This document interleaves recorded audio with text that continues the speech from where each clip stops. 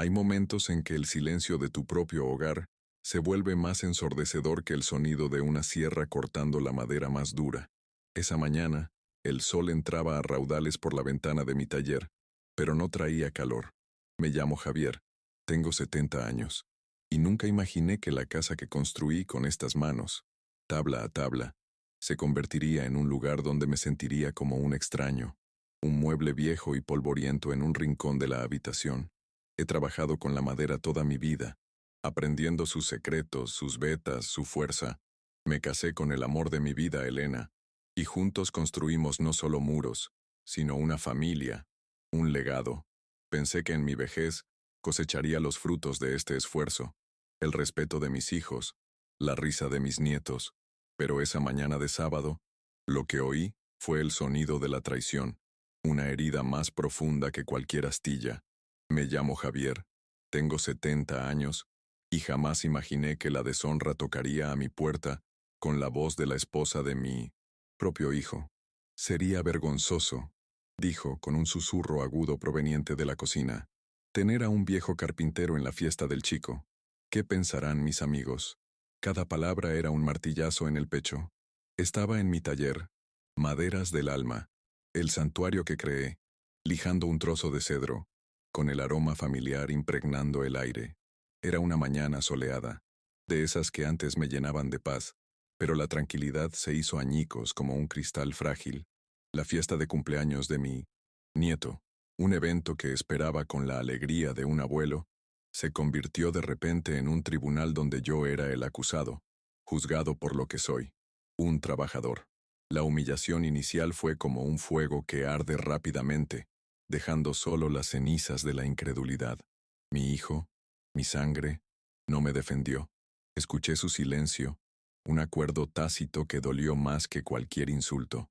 Valeria, mi nuera, continuó su monólogo sobre las apariencias, sobre el salón chic y moderno que había alquilado, para impresionar a un círculo de personas que ni siquiera conocía. Habló de un mundo que no era el mío, un mundo donde el valor de un hombre se mide por el brillo de sus zapatos, y no por los callos de sus manos. Sentí el peso de mis 70 años no en los huesos, sino en el alma. Desde que mi Elena se fue, el mundo parecía haber perdido su color, y ahora, el tejido mismo de mi familia parecía pudrirse desde dentro, consumido por una especie de termita que no sabía cómo combatir, la vergüenza de sus propias raíces. Antes de continuar con la historia, por favor, si crees que la dignidad y el respeto son los pilares de una familia, dale a me gusta, suscríbete al canal para no perderte este viaje, y comenta dónde lo escuchas.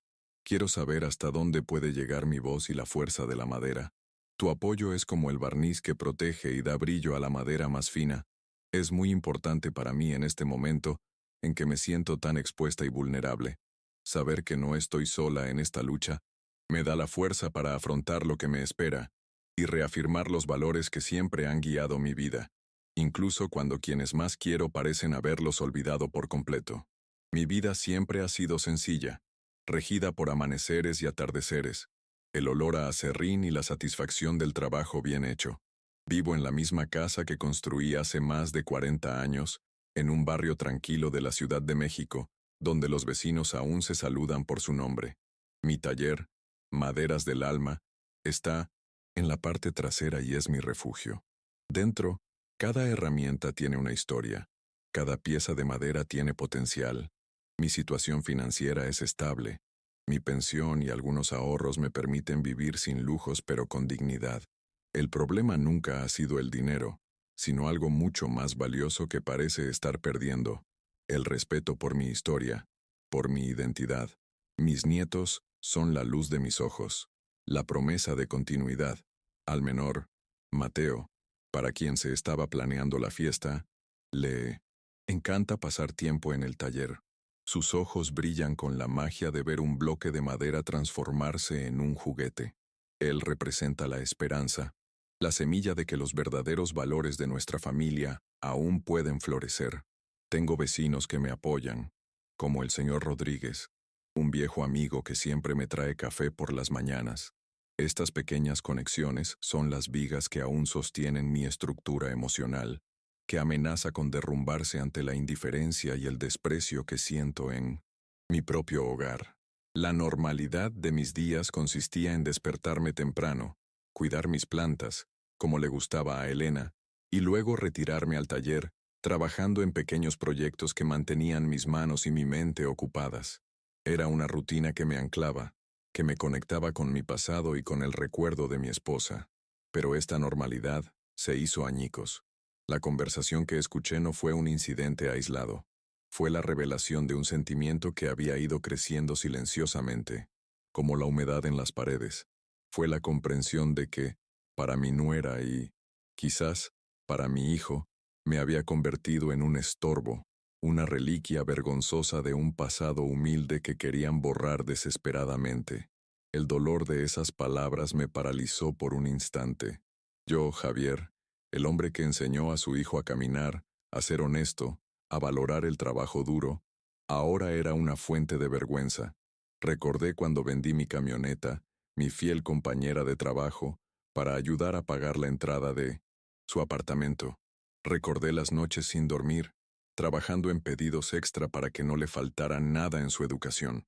Sacrificios hechos por amor, no como una inversión a cambio de un retorno, sino como el curso natural de la vida de un padre. Y ahora, este era el pago: ser considerado incapaz de celebrar la vida de mi propio nieto. La ironía era tan amarga como el café frío, el salón chic y moderno, que Valeria se enorgullecía de haber alquilado para la fiesta. La casona del Ángel era un lugar que yo conocía bien. Conocía cada viga, cada ventana, cada tabla del suelo. Ese lugar no era solo una dirección para mí, era un secreto, una inversión que había hecho años atrás, pensando precisamente en el futuro de mi familia, un futuro que ahora parecía excluirme. La revelación de su conversación fue el punto de inflexión, la chispa que encendió una llama que creía extinguida dentro de mí. No era ira, era determinación. La primera revelación, el primer golpe de la verdad, fue comprender que la lucha no era contra la falta de dinero ni de estatus, sino contra el olvido. Querían olvidar sus orígenes, construir una nueva identidad sobre las ruinas de la antigua, y yo era el monumento indeseado que constantemente les recordaba sus orígenes. En ese momento, entre el aroma a cedro y el polvo de madera danzando bajo la luz del sol, tomé una decisión, no por venganza, sino por dignidad. No permitiría que la historia de mi vida, la historia de nuestra familia, quedara reducida a la nada. El desprecio de Valeria no se desarrolló de la noche a la mañana. Recuerdo pequeños gestos, comentarios velados a lo largo de los años. Creció en la miseria y desarrolló un miedo casi patológico a la pobreza. Para ella, el éxito era una fachada que debía mantener a toda costa. Mi sencillez, mi orgullo por mi oficio, eran una amenaza constante para esa fachada. Ella veía mis manos callosas no como un símbolo de trabajo honesto, sino como una mancha en el retrato de una familia perfecta y próspera que tanto se esforzó por pintar para el mundo. Mi hijo, por otro lado, se encontraba en una encrucijada. Lo crié para ser un hombre de carácter, pero su amor por su esposa y su deseo de mantener la paz en su matrimonio lo hicieron ciego, o quizás cómplice, de esa falta de respeto. Se beneficiaba del estatus que buscaba Valeria, y confrontarla significaría enfrentarse a sí mismo y al camino que había elegido. Su silencio en la cocina fue su decisión, y esa decisión abrió una brecha entre nosotros, una grieta en los cimientos de nuestra relación que yo desconocía y que podía reparar. A medida que avanzaba la mañana, la conmoción inicial dio paso a una fría claridad. No era una víctima, era la guardiana de una historia, y esa historia merecía ser contada, no con un susurro de vergüenza, sino con la frente en alto. Miré a mi alrededor en mi taller, las herramientas colgadas en la pared, los proyectos sin terminar, el polvo que albergaba recuerdos. Todo allí hablaba de una vida con propósito e integridad, y era esta integridad la que necesitaba defender ahora, no solo por mí, sino por Mateo, mi nieto, para que supiera que la verdadera elegancia no reside en un salón de baile, sino en el carácter de un hombre. La pieza central, el objeto que conectaba mi pasado, presente y futuro, estaba allí, en un rincón protegido del taller, una pequeña silla de cedro, perfectamente tallada. Fue la primera pieza que vendí, hace casi 50 años. Con ese dinero, compré el anillo de bodas de Elena. Esa silla no era solo un mueble, era la piedra angular de nuestra familia. Era el símbolo de que, con trabajo y amor, algo hermoso y duradero puede construirse de la nada.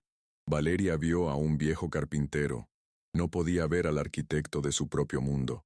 El plan empezó a tomar forma en mi mente, no con la complejidad de un proyecto de carpintería, sino con la sencillez de la verdad. No necesitaría gritar para que me escucharan. No necesitaría insultos para demostrar mi valía. Solo necesitaría usar las herramientas que siempre había usado: paciencia, memoria y verdad. La fiesta de cumpleaños de mi nieto no sería el escenario de mi humillación, sino el escenario de la restauración de nuestra historia. Asistiría a esa fiesta, pero no como un invitado indeseable. Asistiría como el patriarca, el amo de la casa, el guardián de la dignidad. La decisión me trajo una paz inesperada. La angustia que sentí al escuchar esa conversación se transformó en una fuerza serena y decidida. Fui al fondo del taller, a una vieja caja fuerte metálica que crujió al abrirse, un sonido que evocaba décadas. Dentro, entre certificados antiguos y fotografías amarillentas de Elena, había un sobre. Dentro, la escritura de la sala de eventos, la casona del ángel. La había comprado años atrás, con el dinero de un gran proyecto, una inversión silenciosa para una emergencia. Y esta, sin duda, era una emergencia del alma. Con el documento en la mano, sentí el peso de la responsabilidad. No era un título de propiedad, sino la clave del futuro de mi familia. Ese papel era la prueba de que el viejo carpintero no era solo un hombre anclado en el pasado, sino alguien que había construido en silencio el futuro que ahora disfrutaban y despreciaban. El plan estaba trazado. El escenario estaba listo. Valeria quería un espectáculo para sus amigos, y yo se lo daría, pero el guión sería mío, escrito con la tinta indeleble del respeto y la verdad. Si amas a Jesús y crees que la humildad precede al honor, te insto a suscribirte a nuestro canal. Aquí compartimos historias que nos recuerdan las verdaderas enseñanzas, donde los menospreciados son exaltados y la verdad siempre prevalece. Suscríbete para no perderte futuras revelaciones y fortalecer una comunidad que busca inspiración en la fe y la justicia divina. Tu presencia nos ayuda a seguir difundiendo mensajes de esperanza y demostrando que, incluso en las situaciones más oscuras, la luz de la dignidad y el amor de Dios puede brillar con fuerza, guiándonos de nuevo al buen camino. La semana previa a la fiesta fue una prueba de paciencia. Actué como si nada hubiera pasado. Respondí a las preguntas sobre la fiesta con monosílabos, manteniendo una expresión neutral. Valeria parecía aliviada, probablemente pensando que había decidido no ir, ahorrándole la vergüenza. Lo que no sabía es que mi ausencia no era una pregunta. Simplemente estaba esperando el momento oportuno, como un carpintero que espera a que se seque la madera antes de trabajarla. La tensión en la casa era palpable, un silencio cargado de palabras no dichas. Mi hijo me evitaba. Nuestros desayunos en la cocina, antes un ritual, se volvieron breves e incómodos. Podía ver la culpa en sus ojos, una inquietud que intentaba ocultar tras el periódico o la pantalla del celular. Sabía que había escuchado la conversación. Mi silencio era un reflejo de su propia debilidad, y no soportaba mirar esa imagen.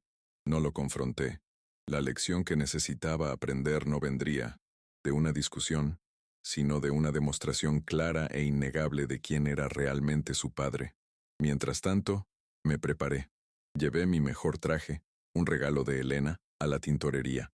Lustifiqué mis zapatos hasta que reflejaron mi imagen, y, lo más importante, pasé horas en el taller con la pequeña silla de cedro. La lijé con suavidad, le apliqué una nueva capa de cera de abeja, y la pulí hasta que el brillo de la madera pareció emitir luz propia. Ese pequeño objeto sería mi voz, mi testimonio, la silenciosa suma de toda una vida de trabajo, amor y sacrificio. Llevarlo a la fiesta sería como llevar conmigo el alma de Elena. Los días transcurrían lentamente. Cada interacción con Valeria era un ejercicio de autocontrol. Me trataba con una cortesía forzada, una amabilidad que no ocultaba su alivio ante mi aparente retirada. Hablaba con entusiasmo de los arreglos florales, el sofisticado buffet, la lista de invitados importantes. Yo solo asentí, dejándola construir su castillo de naipes sobre una base que desconocía que me pertenecía. La anticipación crecía en mi interior, no como ansiedad, sino como la calma antes de una tormenta inevitable. Me imaginaba la escena una y otra vez, sus expresiones de asombro, la confusión de los invitados, la incredulidad de mi hijo. Pero mi objetivo no era la humillación pública. Mi objetivo era la educación. Quería darles a ellos, y a todos los presentes, una lección sobre el verdadero valor de las cosas, una lección aprendida no en escuelas de negocios ni clubes sociales, sino en el taller de la vida, trabajando con tus propias manos y construyendo un legado basado en principios tan sólidos como la madera. El día antes de la fiesta, encontré a mi nieto Mateo en el taller. Me observaba con curiosidad mientras le daba el último pulido a la sillita. ¿Por qué es tan especial esta silla, abuelo?, preguntó. Me arrodillé a su lado y le conté la historia. Le conté sobre su abuela, sobre cómo empecé con solo un sueño y unas herramientas. Me escuchó atentamente, pasando sus deditos por la madera lisa.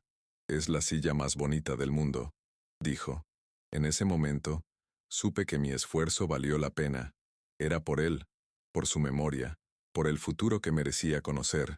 La conversación con Mateo reafirmó mi convicción. No lo hacía por orgullo herido, lo hacía para preservar la verdad de nuestra familia, para que mi nieto creciera sabiendo que el trabajo de un carpintero, un agricultor, cualquier trabajador honesto, es motivo de orgullo, no de vergüenza, para que comprendiera que las raíces, por humildes que sean, son las que nos dan la fuerza para crecer y alcanzar el cielo. Estaba a punto de podar las ramas enfermas de nuestro árbol genealógico para que volviera a crecer sano y fuerte. Recordé un consejo que me dio mi padre de joven. Javier, nunca confundas precio con valor. Lo barato puede costar mucho, y lo más valioso de la vida, como el respeto, no tiene precio. Valeria estaba obsesionada con el precio de las cosas. El alquiler del salón, la ropa de diseño, el catering caro. Había perdido por completo de vista el valor de la familia, de la historia, de la dignidad. Estaba a punto de darle una lección práctica sobre esta diferencia fundamental. El día de la fiesta, el sol brillaba con fuerza, como si la naturaleza misma estuviera de mi lado. Me puse el traje, me ajusté la corbata y me miré al espejo. Vi a un hombre de unos 70 años, con arrugas que contaban historias y manos que habían forjado un mundo. No vi al viejo carpintero que Valeria despreciaba. Vi a Javier, el patriarca de mi familia, un hombre a punto de reclamar su lugar de honor. Tomé la pequeña silla de cedro, que se sentía ligera en mis manos, pero que soportaba el peso de toda una vida. El viaje a la casona del ángel fue silencioso. No fui con mi hijo ni con Valeria. Ellos se fueron antes, sumidos en su propia emoción nerviosa. Fui sola, a mi propio ritmo. Al llegar, vi la imponente fachada del salón, un lugar que había comprado como un ladrillo en el muro del futuro de mi familia. Un futuro que, por un breve instante, pareció no incluirme. Respiré hondo. Me agarré firmemente a la pequeña silla y caminé hacia la entrada, lista para la confrontación. Afuera se oía música y risas. Elegantes luces iluminaban la entrada, donde recibían a invitados elegantemente vestidos. Yo era una figura anacrónica en aquella escena, un hombre sencillo con un objeto de madera en un mar de modernidad y ostentación. Pero no me sentía fuera de lugar. Estaba exactamente donde debía estar. Al fin y al cabo, este lugar, en más de un sentido, era mío. Estaba a punto de entrar no como un intruso, sino como el anfitrión silencioso de esta celebración. La mirada de Valeria al verme fue una mezcla de horror e incredulidad. Se quedó en la puerta, saludando a sus amigas con una sonrisa forzada que se le congeló en el rostro al posar sus ojos en mí. Por un instante, el mundo pareció detenerse. El ruido de la fiesta se desvaneció, y solo quedó esa silenciosa confrontación entre el pasado que yo representaba y el futuro que ella anhelaba. Abrió los ojos de par en par, y vi cómo el pánico la invadía. El espectáculo estaba a punto de comenzar. ¿Qué haces aquí?, siseó, con la voz baja y llena de veneno, intentando guardar las apariencias ante los demás invitados que llegaban. Se movió para bloquearme el paso, con el cuerpo tenso como una cuerda de violín. Te dije que no era apropiado. ¿Nos avergonzarás? Su intento de intimidarme fue patético. No entendía que no se puede avergonzar a un hombre que se enorgullece de sí mismo. La miré a los ojos, sin ira, solo con una calma que pareció desarmarla. Vine a la fiesta de mi nieto. Respondí simplemente, con voz firme. Antes de que pudiera replicar, un hombre con un traje elegante se acercó apresuradamente. Era el encargado del salón, el señor Martínez, un hombre al que conocía y respetaba desde hacía años. Su rostro se iluminó con una sonrisa genuina al verme. Don Javier, qué honor tenerlo aquí. Bienvenido, dijo en voz alta, extendiendo la mano para estrecharla. La expresión de Valeria pasó del pánico a la confusión absoluta. El apretón de manos del gerente fue firme y respetuoso. El jefe ha venido a honrarnos, continuó Martínez, y su voz resonó desde la entrada del salón. La palabra jefe quedó suspendida en el aire, cargada de significado. Vi a mi hijo acercarse, atraído por la conmoción. Estaba pálido. Sus ojos iban de mí al gerente, y luego a su esposa, cuya boca estaba ligeramente abierta en una O de asombro. Los comensales más cercanos dejaron de hablar y giraron la cabeza hacia nosotros. El silencio comenzó a extenderse como una ola. Valeria tartamudeó, incapaz de articular una frase coherente. ¿Jefe? ¿Qué significa eso? Sus ojos suplicaban una explicación que tuviera sentido dentro de su universo de apariencias. Me miró, y por primera vez, no vi desprecio en sus ojos, sino miedo. Miedo a lo desconocido. Miedo de que la realidad que había construido con tanto cuidado estuviera a punto de derrumbarse. No dije nada, solo asentí al señor Martínez y empecé a entrar en la habitación, con la pequeña silla de cedro en la mano. La familia estaba en shock. Mis otros parientes, que habían llegado antes, observaban la escena con una mezcla de curiosidad y asombro. La noticia corrió como la pólvora por la sala. Empezaron los susurros. La gente se preguntaba quién era ese anciano, tratado con tanta deferencia por el gerente. Mi hijo finalmente se acercó con una expresión de confusión y culpa. «Papá, ¿qué pasa?» Su pregunta no era para mí, sino para el universo. Intentaba comprender cómo su mundo se había trastocado en un instante. Seguí caminando, con un propósito claro hacia el escenario donde una banda tocaba una canción animada. La música parecía desentonar en la creciente tensión de la sala. No estaba allí para armar un escándalo, sino para restablecer el orden. Cada paso que daba era una reafirmación de mi existencia, de mi importancia. No era un mueble antiguo, era los cimientos de la casa, y era hora de que todos lo recordaran.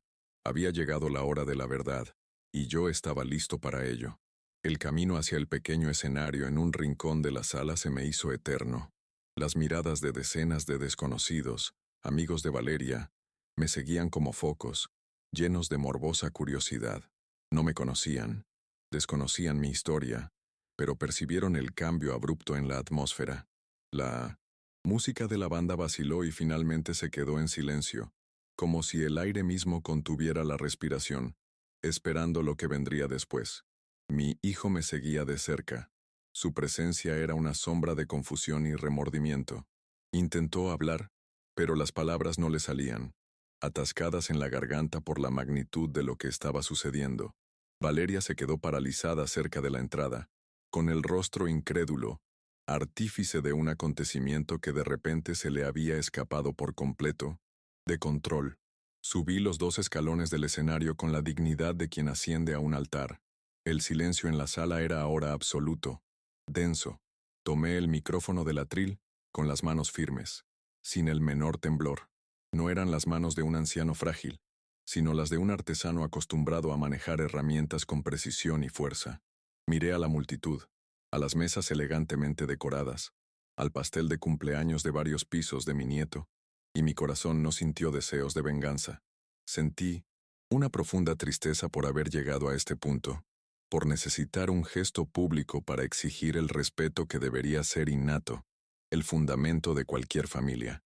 Ese espectáculo fue la consecuencia de años de pequeñas grietas que, ignoradas, se convirtieron en un abismo. Mi hijo, ahora al pie del escenario, me miró con ojos suplicantes, como rogándome que no hiciera esto, que no expusiera la fractura en nuestra familia a todo el mundo. Pero era demasiado tarde. La herida necesitaba ser limpiada para que pudiera sanar.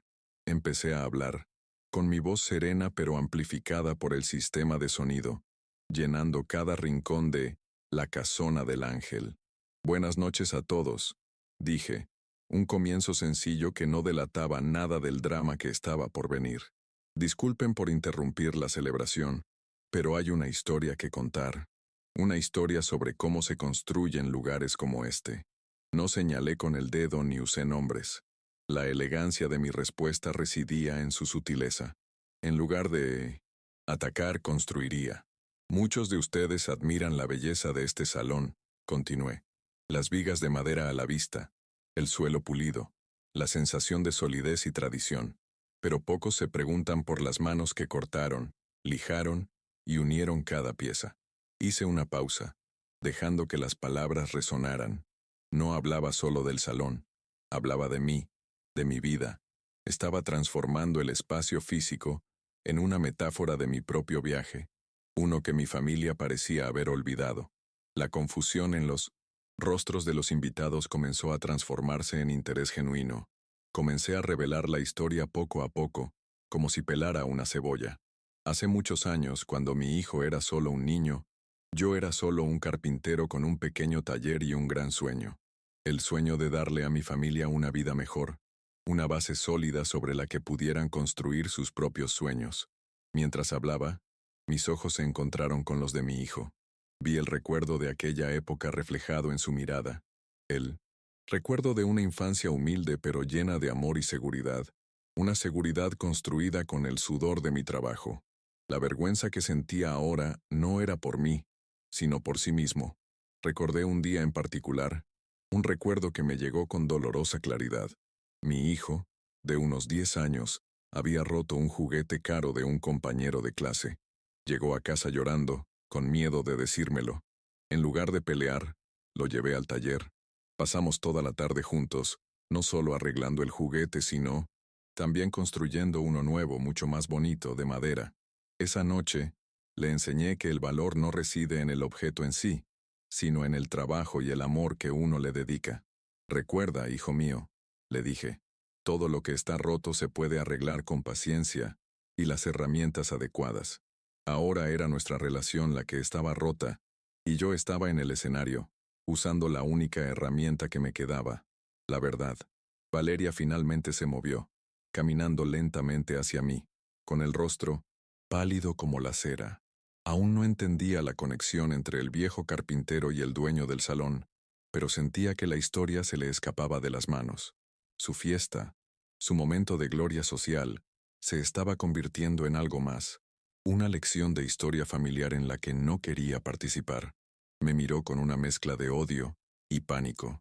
Vio cómo su estatus, ganado con tanto esfuerzo, se desmoronaba ante sus amigos importantes, quienes ahora escuchaban atentamente la historia de un viejo carpintero. Revelé la siguiente capa de la historia. Con los años, cada mueble que fabriqué, cada puerta que instalé, cada casa que ayudé a construir fue un pilar más en el futuro de mi familia. No amasé fortunas, pero invertí en algo más duradero, oportunidades. Hablé de cómo pagué la educación universitaria de mi hijo, el curso especializado que lo llevó al puesto que ocupa hoy. No mencioné la venta de mi camioneta. No era necesario. La verdad se reflejaba en el rostro de mi hijo, que ahora tenía lágrimas en los ojos, y el recuerdo de ese sacrificio volvía con una fuerza abrumadora. El antagonismo de Valeria no era solo cruel, era un reflejo de sus propias inseguridades. Recordé una conversación que tuve con ella cuando empezó a salir con mi hijo. Me contó sobre su infancia, sobre las dificultades, sobre el miedo constante a no tener suficiente. No quiero volver a pasar por eso, señor Javier. me dijo con una sinceridad que me conmovió en aquel momento. Comprendí su motivación, su desesperado deseo de seguridad y estatus. Lo que no me di cuenta fue que, en su ciega búsqueda de esta seguridad, acabaría desechando los mismos valores que podrían darle una base sólida, la lealtad y el respeto a la familia. Había construido su casa sobre la arena de las apariencias, y ahora la marea de la verdad subía. Su manipulación era sutil.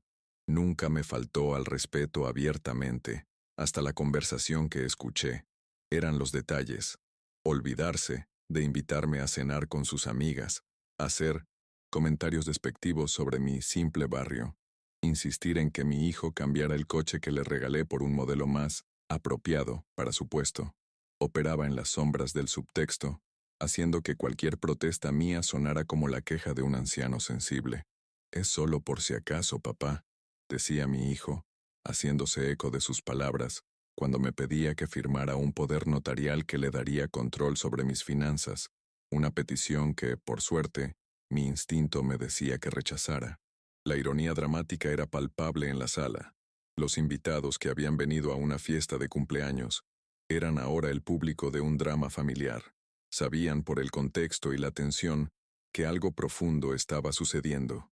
Vieron a la elegante mujer y a su exitoso esposo encogidos de miedo ante el anciano de traje, y empezaron a atar cabos. La historia del humilde carpintero no era solo una anécdota, era la clave para comprender lo que estaba sucediendo ante ellos.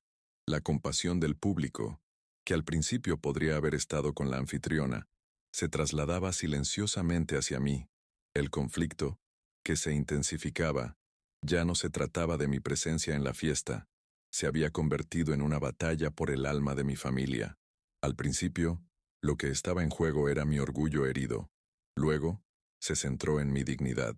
Ahora, se trataba del legado que le dejaría a mi nieto y de la definición misma de lo que significaba ser parte de nuestra familia. Valeria, en su intento de excluirme, me había puesto en el centro del escenario dándome la oportunidad de reafirmar todo lo que ella intentaba borrar. El salón de baile se convirtió en su trampa. Le pedí al señor Martínez, el encargado, que me trajera un objeto de mi taller. Asintió y desapareció por una puerta lateral. Ese fue mi as en la manga, el clímax de mi relato. Mientras esperábamos, el silencio se llenó de una tensión casi eléctrica. Mi hijo no se atrevió a hablar. Valeria permaneció inmóvil, como una estatua de hielo. Pude ver a sus amigos susurrando entre ellos, con expresiones mezcladas de asombro y fascinación.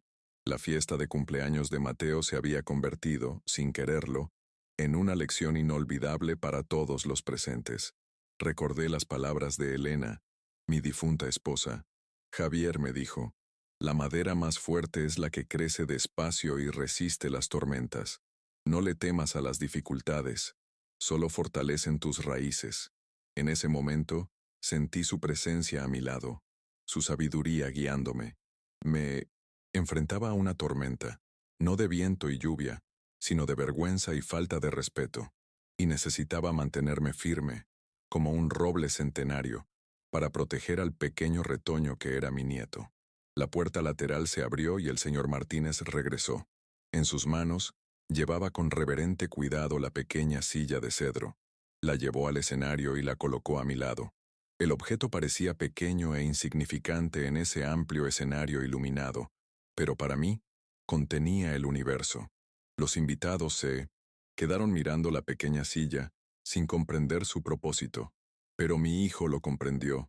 Vi un sollozo escapar de sus labios al reconocer la silla que estaba en el taller, la misma que había admirado de niño. «Esta sillita», dije por el micrófono, con la voz quebrada por la emoción por primera vez, fue la primera pieza que vendí como carpintero profesional, hace casi 50 años. Levanté la silla para que todos la vieran. No parece gran cosa, ¿verdad? No es una marca famosa, no tiene un diseño moderno, pero con el dinero que gané, le compré el anillo de bodas a mi esposa Elena. Con esta silla, nació nuestra familia. La revelación quedó suspendida en el aire, simple y contundente. Con el tiempo, el dinero de muchas otras sillas, mesas y armarios me permitió no solo criar a mi hijo, sino también hacer algunas inversiones, siempre pensando en el futuro, en su seguridad. Hice una pausa y miré directamente a Valeria, que parecía haberse encogido. Una de esas inversiones fue este lugar, esta casana del ángel. La bomba finalmente explotó. Una exclamación colectiva recorrió la sala. Valeria se quedó boquiabierta. La comprensión finalmente la golpeó con la fuerza de un tren. Mi hijo me miró, con los ojos abiertos por la sorpresa y una nueva capa de comprensión. La verdad estaba ahora al descubierto, desnuda e innegable. El salón que Valeria había alquilado para excluirme en realidad me pertenecía. La vergüenza que sentía hacia el viejo carpintero era estar en su casa, disfrutando del fruto del mismo trabajo que despreciaba. La ironía era tan perfecta, tan devastadora, que ningún grito ni acusación mía habría tenido el mismo efecto. El silencio que siguió fue el sonido del mundo de Valeria, rompiéndose en 1000 pedazos. Sus amigas la miraron con una mezcla de lástima y asombro. El momento de máxima vulnerabilidad no fue mío, sino suyo. Yo estaba en el escenario, dueño de la situación, de la narrativa y, literalmente, del lugar. Quedaron expuestos, su superficialidad e ingratitud expuestas a todo su círculo social. Mi hijo lloraba abiertamente ahora, no de tristeza, sino de una vergüenza profunda y purificadora. Por fin comprendió la magnitud de la falta de respeto que había permitido, la traición no solo a mí, sino a toda nuestra historia, a la memoria de su madre. La indignación moral del público era palpable. No necesité pedirla. Al contar mi historia de sacrificio y revelar la verdad sobre la propiedad, había activado un sentido universal, de justicia. Cualquiera allí, sin importar su clase social, podía comprender la injusticia fundamental de la situación. Un padre que lo dio todo por su familia estaba siendo descartado por quienes más se beneficiaban de sus esfuerzos. La historia era tan antigua como la humanidad misma, y resonó profundamente en todos. Terminé mi discurso. No había nada más que decir. Volví a colocar el micrófono en su soporte. Tomé la pequeña silla de cedro y caminé hacia la mesa principal, donde me esperaba un asiento vacío. El asiento que Valeria esperaba que no ocupara. Ignoré las miradas, los susurros, el drama que se desarrollaba a mi alrededor. Mi misión estaba cumplida. No había destruido a nadie. Simplemente había revelado la verdad. Lo que hicieran con esa verdad era su responsabilidad. Coloqué la pequeña silla de cedro sobre la mesa, en mi lugar. Este es mi lugar, dije, no a la multitud, sino a mi hijo, que me siguió hasta la mesa, y el lugar de todos los que recuerdan de dónde venimos. La pequeña silla, símbolo de mis humildes orígenes, se convirtió ahora en un trono, un monumento a la dignidad del trabajo y la fuerza de las raíces. Fue una declaración silenciosa pero contundente, de que no me borrarían. Mi hijo se derrumbó. Se arrodilló a mi lado tomándome la mano. Sus lágrimas me mojaron los zapatos. Lo siento, papá. Perdóname, repitió con la voz quebrada por el remordimiento. Era el comienzo de la reparación, el primer intento de unir los pedazos rotos de nuestra relación. Puse mi otra mano sobre su hombro, en un gesto de aceptación, pero el camino hacia la verdadera reconciliación sería largo. La confianza, como un buen trozo de madera, una vez agrietada, requiere mucho trabajo para restaurarla. Valeria permaneció aislada, abandonada por sus amigos quienes ahora evitaban su mirada. La anfitriona de la fiesta más importante de su vida se convirtió en una paria en su propio evento. La humillación que tanto temía infligirme se había vuelto contra ella con una fuerza multiplicada. No sentí placer en su dolor, solo una profunda melancolía. Había perseguido un espejismo de felicidad y, en el proceso, se había perdido en el desierto de la superficialidad. La fiesta, por supuesto, había terminado. Los invitados comenzaron a salir, uno a uno, en silencio, como si salieran de un funeral en lugar de una celebración de cumpleaños. El pastel permaneció intacto. La decoración, de repente, parecía vacía y sin sentido. La alegría forzada había sido reemplazada por una verdad incómoda. La sala que minutos antes había estado llena de risas y música, Ahora se llenó de un silencio denso y reflexivo. Antes de pasar a la conclusión de esta noche, quiero saber, ¿qué hora es donde me escuchas? Deja un comentario diciéndome de dónde eres y qué hora es para ti. Es increíble pensar cómo esta historia, que ocurrió una noche en la Ciudad de México, podría llegarte en una mañana en el campo, una tarde en la playa o un amanecer en una gran ciudad. Esta conexión, a través del tiempo y el espacio, me recuerda que, a pesar de nuestras diferencias, compartimos las mismas emociones humanas. Me senté en la mesa principal, con la pequeña silla de cedro frente a mí, y la mano de mi hijo aún sostenía la mía. Mateo, el cumpleañero, ajeno a las complejidades del drama adulto, se acercó tímidamente. Abuelo, ¿podemos cortar el pastel ya? Su inocencia fue un bálsamo para la herida abierta. Lo miré y sonreí. Una sonrisa genuina por primera vez esa noche. Por supuesto, mi campeón. El abuelo cortará el pastel contigo. Ese pequeño momento de normalidad fue crucial. Demostró que, a pesar del conflicto, la vida seguía. El amor que sentía por mi nieto trascendía el dolor que sus padres habían causado. Él era la razón por la que había luchado, la siguiente generación que necesitaba aprender la lección de esa noche. Restaurar el orden no se trataba de castigo, sino de reorientar la brújula moral de nuestra familia hacia el verdadero norte del respeto y la integridad. La vulnerabilidad de mi hijo era total. No intentó justificarse ni culpar a Valeria. Simplemente aceptó su fracaso. Fui ciego, padre. Dejé que las cosas sin importancia se convirtieran en la prioridad. Olvidé quiénes somos, quién me enseñaste a ser. Sus palabras eran sinceras, la confesión de un alma que finalmente despertaba de un largo letargo. El camino hacia el perdón comenzaba con ese reconocimiento honesto de su error. La velada terminó de forma surrealista. Mi hijo, mi nieto y yo estábamos cortando el pastel de cumpleaños en una sala casi vacía, con la pequeña silla de cedro como invitada de honor. Valeria observaba desde lejos, una figura solitaria en medio de su fiesta desmoronada. No sabía qué le deparaba el futuro a su matrimonio, ni a su relación con nuestra familia, pero sabía que había ocurrido un cambio fundamental. La mentira sobre la que habían construido sus vidas había quedado al descubierto. El señor Martínez se acercó discretamente. Don Javier, los gastos de la fiesta están todos pagados. Su nuera pagó por adelantado. Asentí. Devuélvale el dinero, Martínez. Dígale que la fiesta fue un regalo de cumpleaños para mi nieto. Era un gesto de generosidad, no de perdón. Era una forma de demostrar que mi motivación nunca fue el dinero. Se trataba de principios, algo que el dinero no puede comprar y algo que necesitaban desesperadamente reaprender. Mientras mi nieto comía felizmente su pastel, reflexioné sobre la naturaleza de la fuerza. Mi fuerza no provenía de tener un salón de belleza ni de exponer los errores de los demás. Provenía de mi trabajo, mi historia, el amor de Elena y el profundo respeto que me tenía. Valeria pensaba que era débil por ser viejo y simple.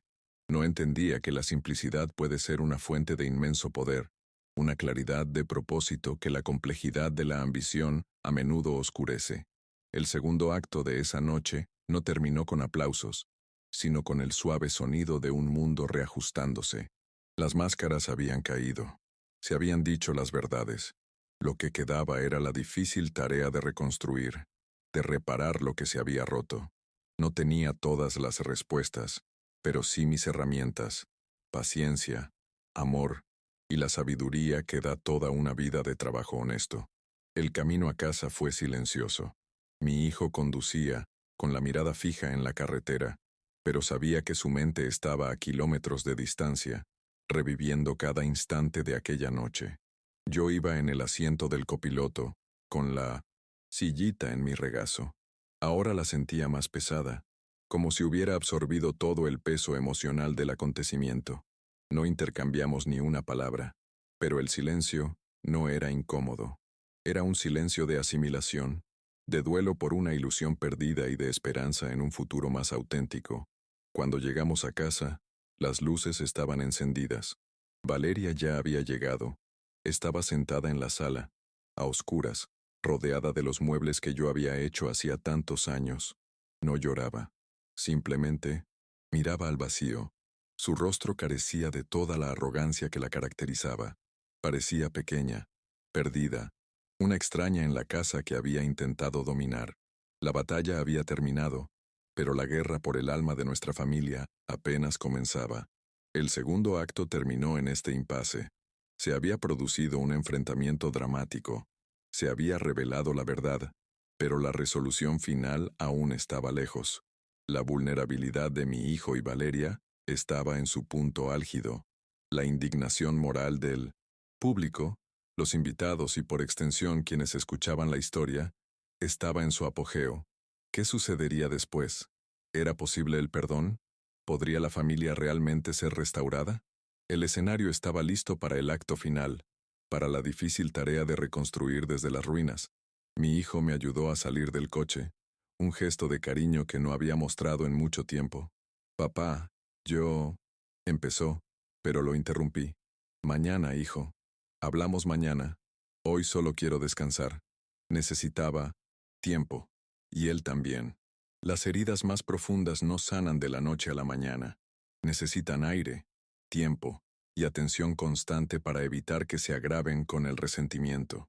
Entré en la casa y pasé junto a Valeria sin decir palabra.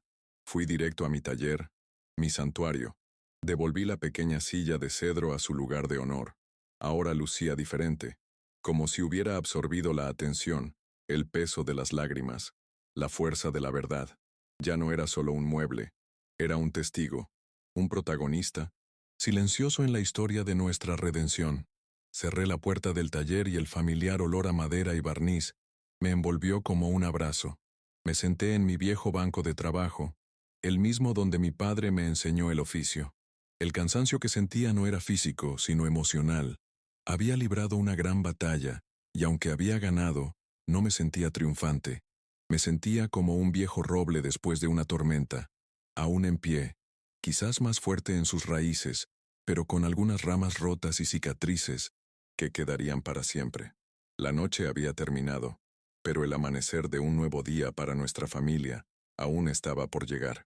La mañana siguiente amaneció gris y silenciosa, reflejo del ambiente en casa. El aroma a café recién hecho, que normalmente llenaba el aire, brillaba por su ausencia. Nadie tenía ganas de asistir a los rituales matutinos. Me desperté temprano, como de costumbre, pero en lugar de ir al taller, me senté en el porche trasero a observar el jardín que Elena había cuidado con tanto cariño. Cada flor, cada hoja, parecía traer un recuerdo de ella, de tiempos más sencillos y felices. La noche anterior había sido un terremoto que sacudió a nuestra familia hasta los cimientos, y ahora, en la calma que siguió, era hora de evaluar los daños y ver qué podíamos salvar. La victoria en el campo de batalla no significaba el fin de la guerra, significaba el comienzo de las difíciles negociaciones de paz. El clímax emocional no fue la confrontación pública en el salón de mi de baile, sino este silencio denso a la mañana siguiente. Era el momento de afrontar la plena realidad de la traición, no en un escenario iluminado, sino en la fría intimidad de nuestro hogar. La pérdida no se trataba solo de una negación momentánea del respeto, se trataba de la confianza erosionada con el paso de los años, de darme cuenta de que, para mi hijo y su esposa, mi identidad era un obstáculo. Miré mis manos, callosas y marcadas por décadas de trabajo, y vi no solo la fuente de su sustento, sino en sus ojos, la marca de la vergüenza. Esta constatación fue un dolor sordo, una herida interna que ninguna disculpa podría sanar al instante. Mi hijo fue el primero en romper el silencio. Me recibió en el porche, con 2 tazas de café en la mano, un gesto de paz. Tenía los ojos rojos e hinchados. Era evidente que no había dormido. Se sentó a mi lado, y durante un buen rato, nos quedamos allí sentados, mirando el jardín. El peso de las palabras no pronunciadas era inmenso. Papá, empezó finalmente con la voz ronca. No hay palabras para describir cuánto lo siento. Te fallé. Le fallé a la memoria de mamá. Fallé en todo lo que me enseñaste. La confesión fue cruda, sin ningún intento de justificación. Era el sonido de un hombre destrozado. enfrentado a su propia imagen en el espejo de la verdad. No lo consolé de inmediato. Necesitaba que sintiera el peso de sus actos, la profundidad de la ruptura que había permitido que se formara entre nosotros. El perdón sin comprensión es inútil. El respeto, dije con voz serena pero firme, no es como una herramienta que se oxida y luego se lija para que parezca nueva. Cuando el óxido penetra profundamente en el alma del metal, la pieza pierde su fuerza, su integridad. Utilicé un lenguaje que él comprendía, la metáfora del taller, para que comprendiera que el daño era estructural. Reconstruirlo requeriría más que un simple pulido superficial. Requeriría reforjar la esencia misma de nuestra relación. Valeria no apareció. Supe después que pasó la noche en la habitación de invitados y que, a primera hora de la mañana, empacó y se fue. No se despidió, ni dejó una nota. Simplemente desapareció. Su huida fue una admisión de derrota, pero también un acto de cobardía. Carecía de la fuerza para afrontar las consecuencias de sus actos, para enfrentarse a la familia que ella misma intentó sabotear. Su ausencia fue, en cierto modo, un alivio, pues permitió que se diera lugar a una verdadera conversación entre padre e hijo, sin su influencia manipuladora. Pero también dejó una pregunta abierta. ¿Cuál sería el futuro del matrimonio de mi hijo, de la madre de mi nieto?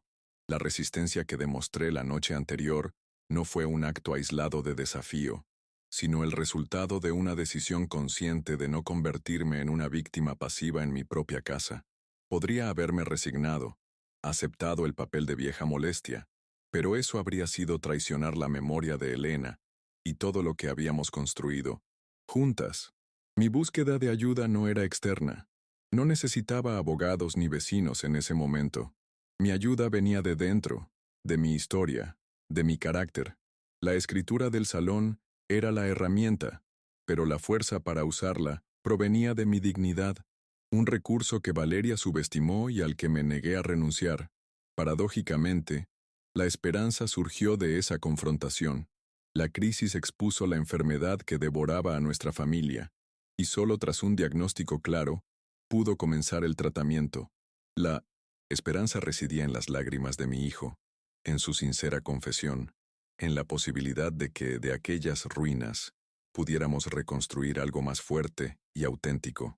La esperanza residía en mi nieto Mateo, quien pronto se unió a nosotros en el porche, ajeno a la tensión, preguntando si podíamos construir un nuevo carro de madera en el taller.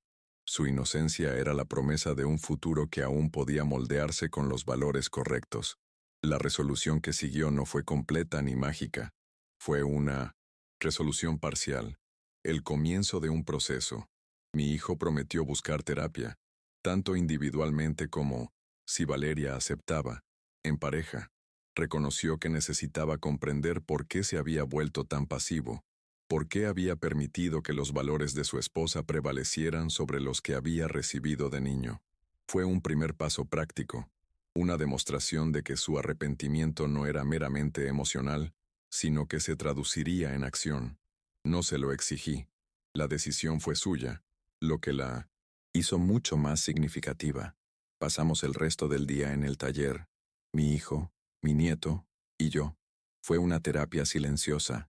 El sonido de las herramientas, el olor de la madera, el enfoque en el trabajo honesto y artesanal, todo nos reconectó.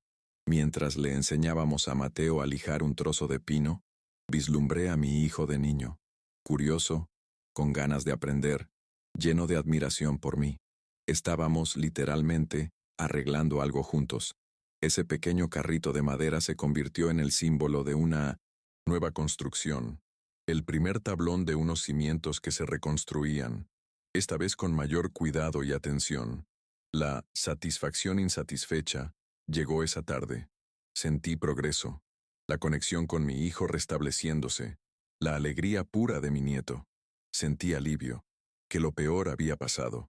Pero la ausencia de Valeria era una sombra, un asunto sin resolver que impedía una paz completa. Sabía que su camino como pareja sería difícil, y el resultado incierto. Mi victoria al restaurar mi dignidad dentro de la familia no garantizaba la felicidad ni la unidad completa de todos sus miembros. La vida rara vez ofrece soluciones tan sencillas. La promesa de justicia futura estaba implícita en el cambio de actitud de mi hijo. Para mí, la justicia no era ver a Valeria castigada, sino ver a mi hijo convertirse en el hombre que crié para ser, un hombre íntegro, que honra sus raíces y protege a su familia, a toda su familia. La promesa era que ya no permitiría que me faltaran al respeto, que le enseñaría a su hijo los verdaderos valores que importan.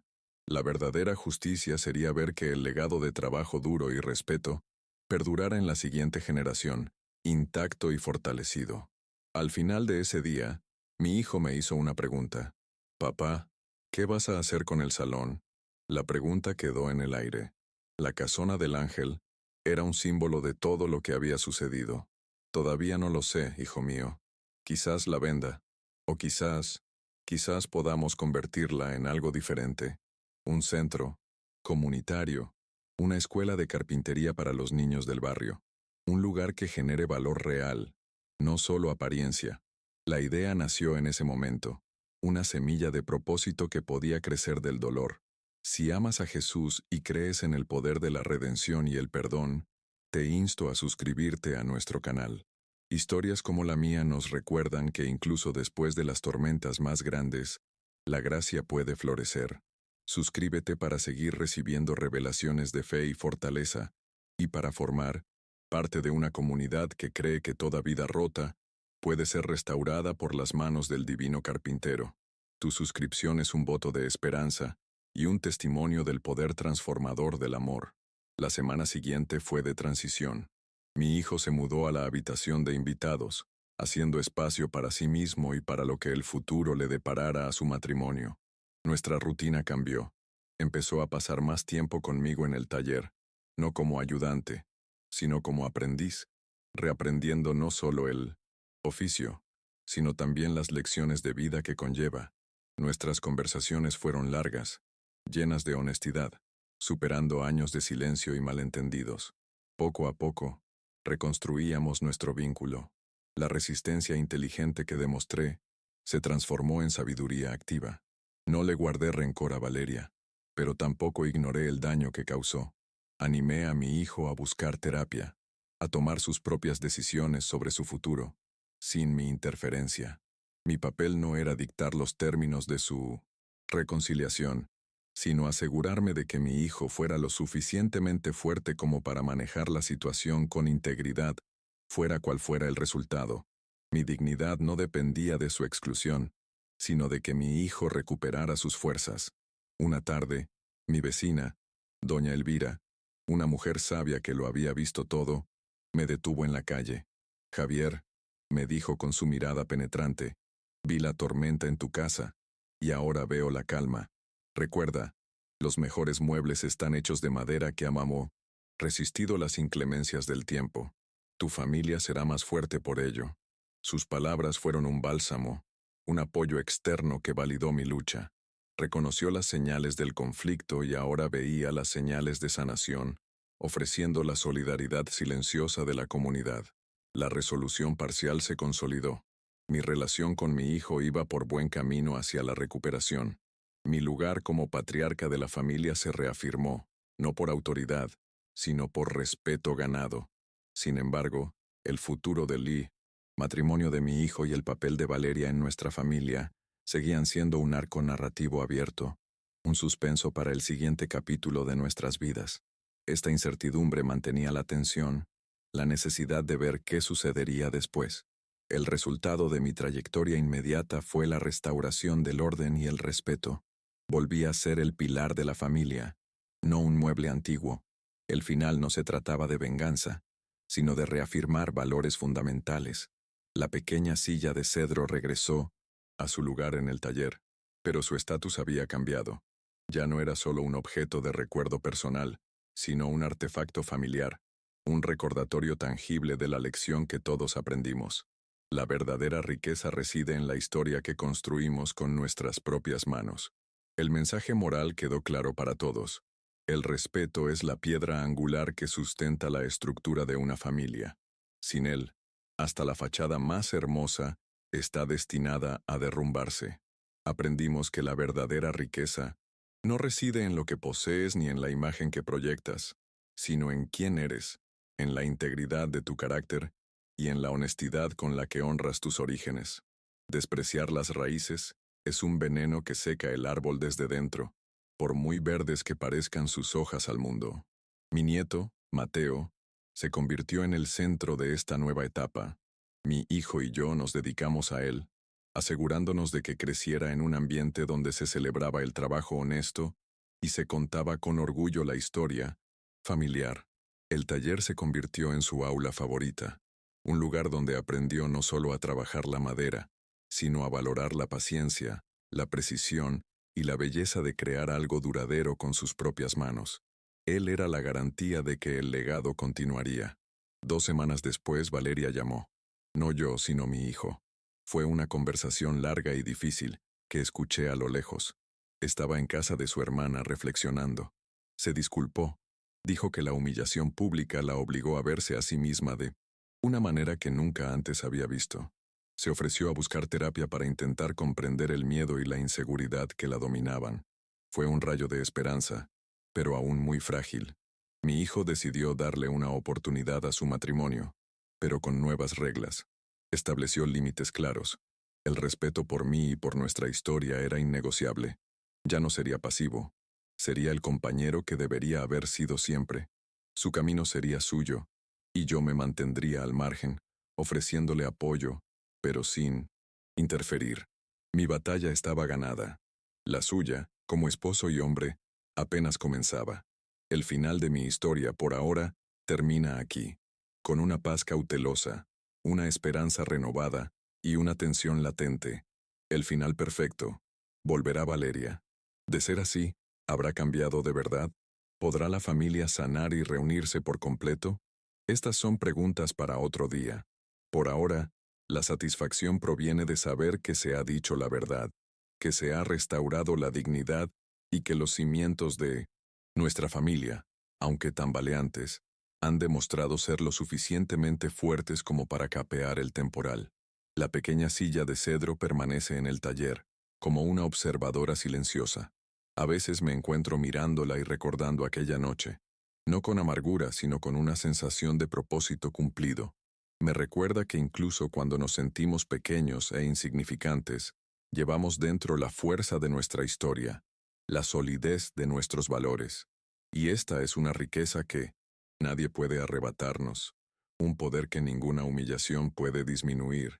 La vida en casa volvió a la rutina, pero a una rutina diferente, más consciente. El desayuno volvió a ser un ritual, pero ahora con conversaciones más profundas. El taller se convirtió en un espacio de convivencia, no en un refugio solitario. El silencio que había sido denso y lleno de resentimiento, ahora era cómodo, lleno de una comprensión mutua que no necesitaba palabras. La crisis nos quebró, pero nos obligó a reconstruirnos con más fuerza y honestidad. La historia se extendió por el barrio, no como chismes, sino como una especie de leyenda local. La historia del carpintero que dio una lección de dignidad. Recibí gestos respetuosos en la calle, palmaditas en la espalda de viejos amigos. Me convertí, sin quererlo, en un símbolo de resistencia contra un mundo que a menudo parece priorizar la apariencia sobre la esencia. Mi historia personal se convirtió en una parábola para la comunidad. El futuro de 1900. La casona del ángel sigue siendo un lienzo en blanco. La idea de transformarla en un centro comunitario me invadió. Sería la manera perfecta de transformar un lugar conflictivo en un espacio de creación y esperanza. Sería el último legado del viejo carpintero. No solo fabricar muebles, sino construir comunidad, construir futuro.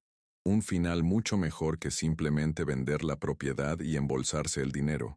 Y así termina la narración, con un 20% de satisfacción por la dignidad restaurada, un 40% de tensión renovada por el futuro del matrimonio de Valeria y mi hijo, y un 40% de esperanza en reconstruir la familia y encontrar un nuevo propósito para el salón. Esta distribución, este refuerzo intermitente, es lo que mantiene la vida interesante, es lo que nos hace querer pasar página para ver qué sucede en el siguiente capítulo. Mi viaje es un testimonio de que nunca es tarde para luchar por lo justo, para exigir el respeto que merecemos. La vejez puede traer fragilidad al cuerpo, pero también puede traer una inmensa fuerza al alma, una claridad que solo los años pueden dar.